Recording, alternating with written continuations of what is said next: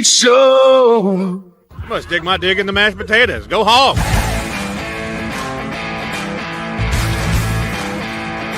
It's a team sport. It's not a talent-based sport.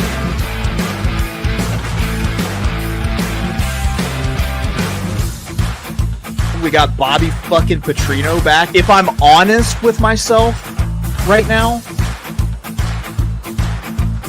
it's a cool 12-0.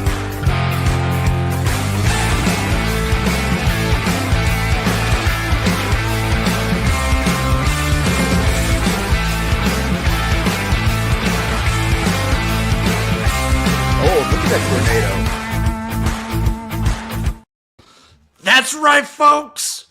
We're here for one last episode. It's the college football tailgate.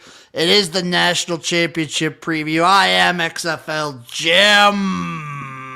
Can you smell what the XFL is cooking? And I'm joined, of course, by the man himself, the legend Chase Sessoms, a.k.a. the Wolf of Oaklaw. Shout out NASCAR in the chat. Shout out everybody hanging out in the chat. This is the last episode of the college football tailgate until we start doing conference previews. I don't know, late June. Yeah, June, July, somewhere around there. Yeah, like June, July, late May, sometime in there. I don't know about it. You, Chase. This has been a very entertaining, but a very long college football season. Yeah. I'm feeling fantastic. It does feel, and maybe this is just because we've never experienced a college football season going this late. I was seeing it on Twitter today. It doesn't feel like there's as much hype for the national championship game than what we're used to, which is kind of insane because I saw some people like, well, it's the teams in it, but Ohio State and Notre Dame are two of like the biggest brands in the country.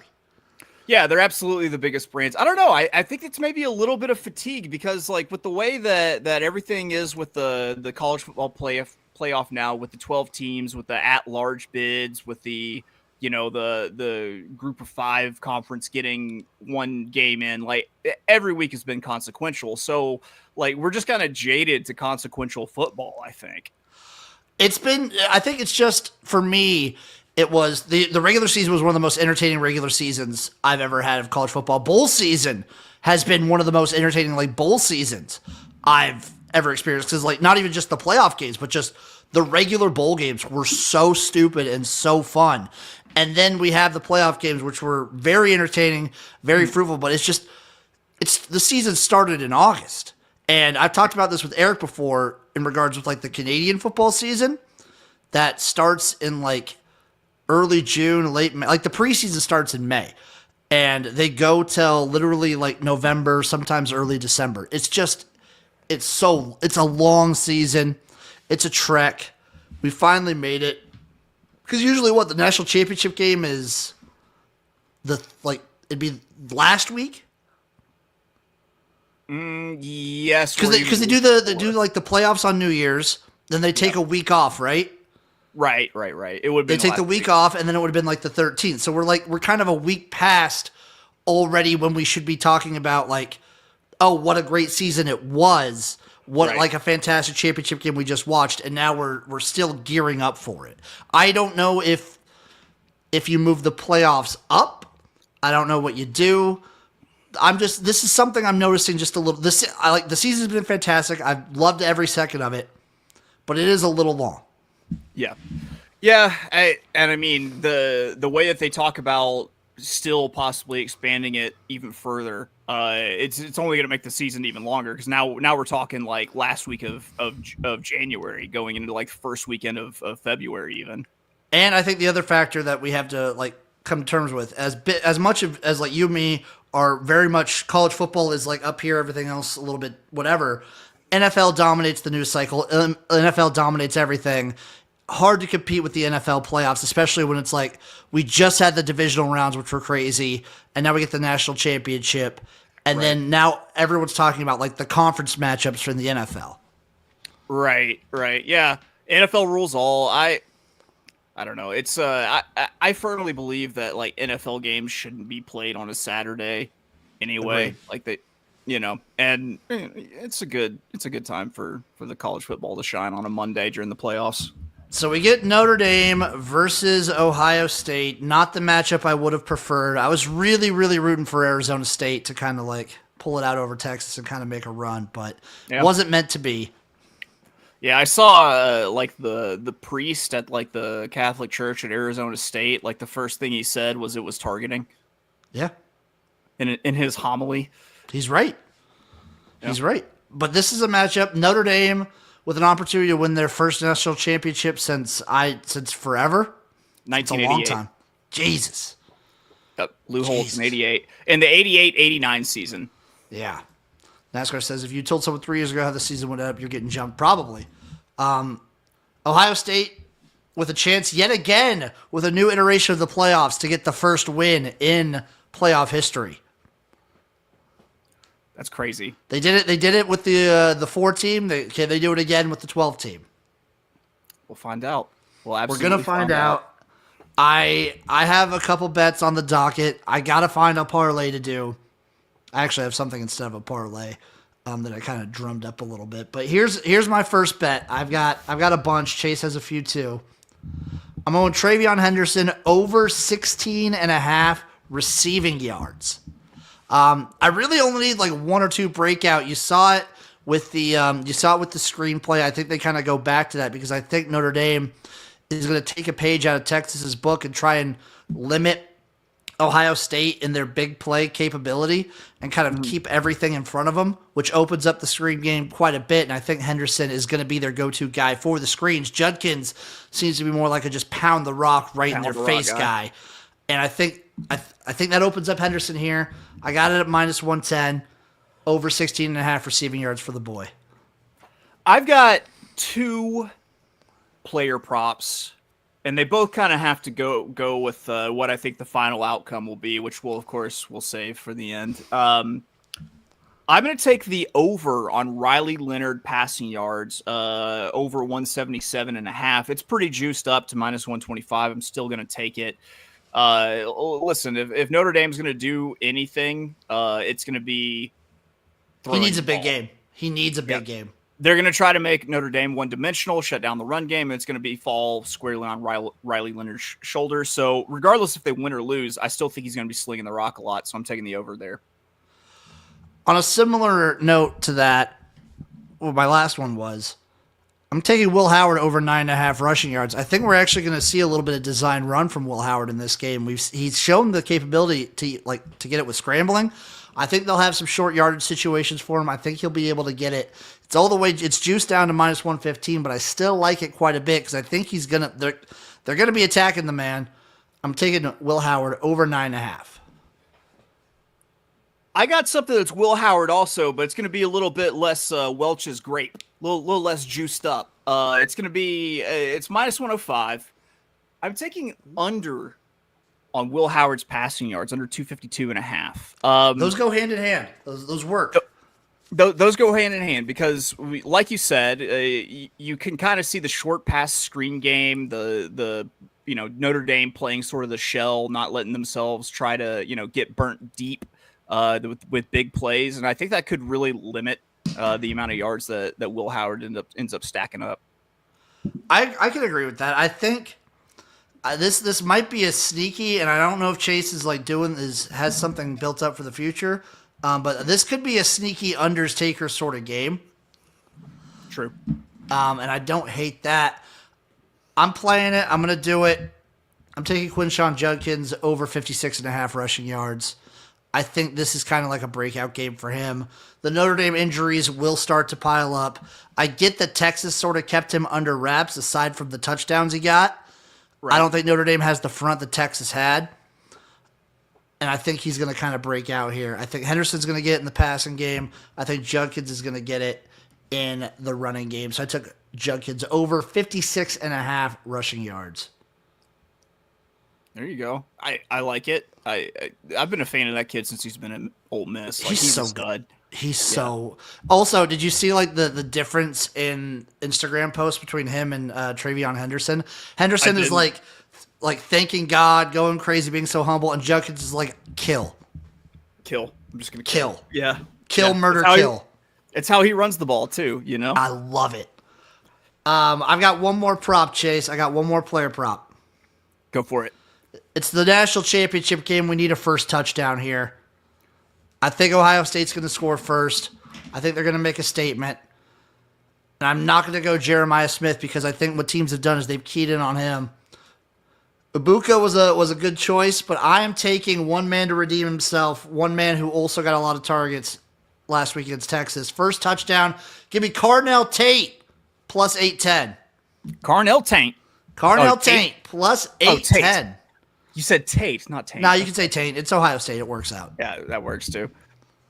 I like it. I like it, Jim.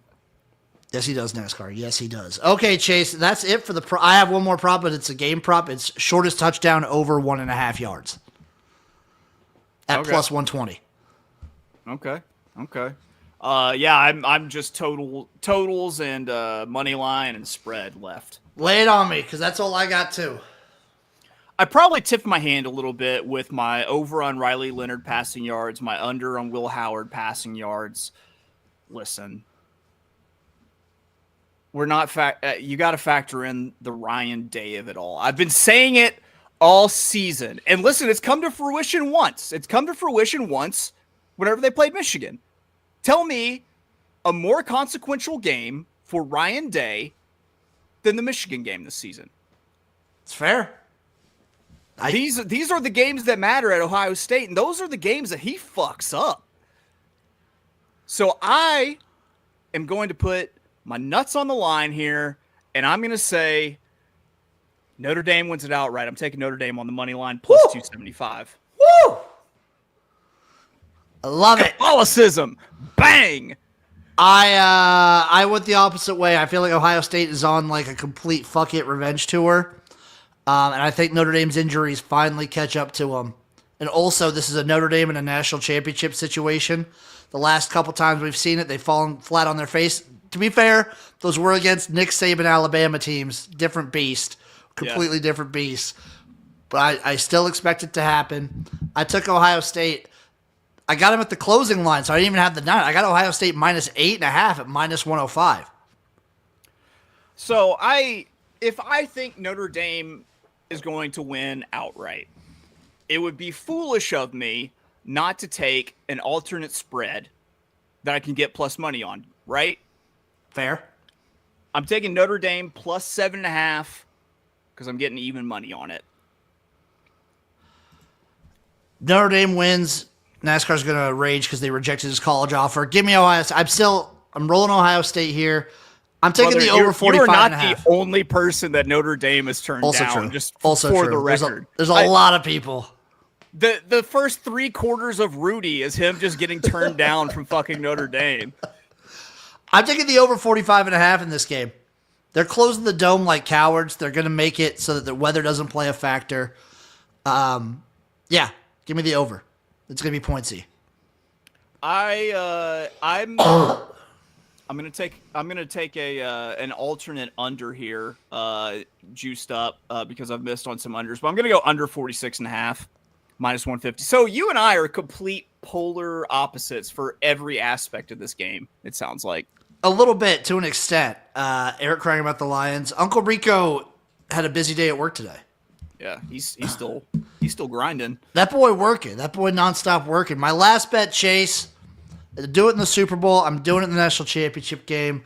The exact score of the game: 30-20, Ohio State. 30-20. I for SGPN had to do a college football final score prediction. Mine was 17-13 Notre Dame. Let me see. I might bet that too. Let me see what the odds are. 17-13. Yeah. Okay, let me see. Let me see if I can find it real quick.